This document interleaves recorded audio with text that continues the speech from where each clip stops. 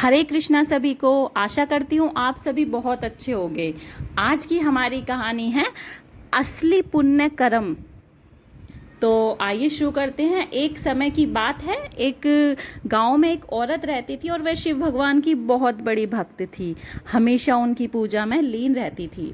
एक दिन भी वह मंदिर में बिना पूजा करे नहीं रहती थी। एक दिन की बात है कि वो मंदिर से पूजा करके घर वापस आ रही थी, तो उसे एक भिखारी मिला जो उससे कुछ खाने के लिए मांग रहा था, परंतु उस औरत ने उसे अनदेखा कर दिया और आगे बढ़ गई।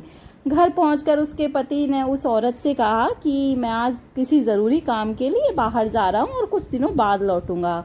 तो औरत ने कहा ठीक है, आप जा रहे हो तो शिवरात्रि आने वाली है, उसका मुझे व्रत करना है, तो मेरे लिए पूजा का सामान लेकर आना, क्योंकि मैं अब की बार बहुत धूमधाम से शिवरात्रि मनाना चाहती हूँ। तो शिव भगवान ने सोचा कि ये औरत मेरी पूजा भी बहुत ज़्यादा करती है और व्रत भी करती है, परंतु आज तक इसने किसी भूखे भिखारी को खाना तक नहीं खिलाया है। तो अब ऐसे में इसके पुण्य कर्म कैसे काउंट होंगे, मतलब पुण्य कर्म कैसे पता चलेंगे। तो शिव भगवान ने सोचा चलो मैं इसे थोड़ी सी शिक्षा देता हूँ। तो शिव भगवान ने क्या किया, वो एक भिखारी का रूप लेकर उस औरत के घर के पास पहुंचे और उन्होंने कहा कि माँ कुछ खाने के लिए दो।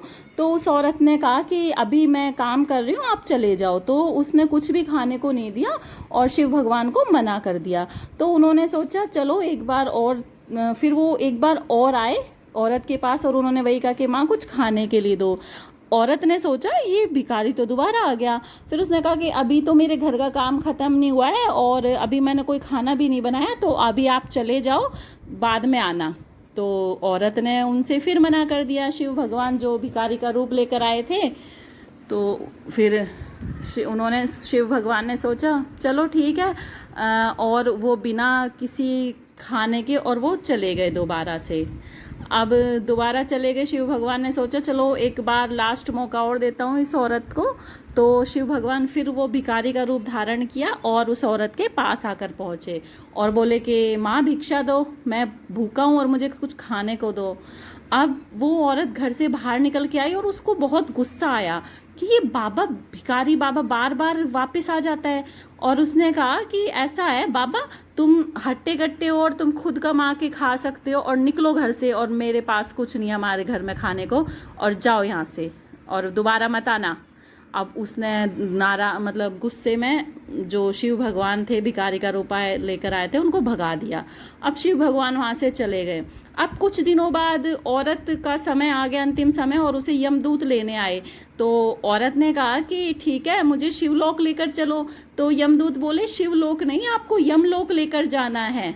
बोले नहीं, मैं तो इतनी बड़ी शिव भगवान की भक्त हूँ, तो फिर मैं शिवलोक क्यों नहीं जाऊंगी, मैंने तो हमेशा शिव जी की इतनी पूजा की है और व्रत किए हैं, और मुझे तो यही था कि मुझे शिव भगवान अपने चरणों में जगह देंगे।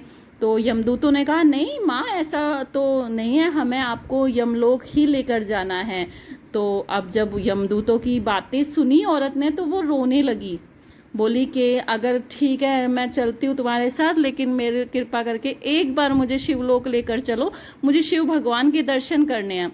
अब यमदूत उसे शिवलोक लेकर पहुंच गए। अब शिव जी को हाथ जोड़कर वो कहने लगी, हे प्रभु, मैंने तो जीवन भर आपकी इतनी पूजा की है, मंदिरों में गई हूँ, व्रत किए हैं, फिर मुझे आपके शिवलोक में जगह क्यों नहीं मिली। शिव जी ने कहा ऐसा है कि आपने बहुत पूजा व्रत किए, लेकिन तुमने कभी आज तक किसी भूखे को एक अन्न का दाना तक नहीं दिया दान में, तो ये कैसे पुण्य कर्म हुए। क्योंकि पुण्य का मतलब तो यही है ना कि तुम किसी भूखे को खाना खिलाओ, और लेकिन मैं खुद आया था तो तुमने मुझे भी भगा दिया तुम्हारे द्वार से।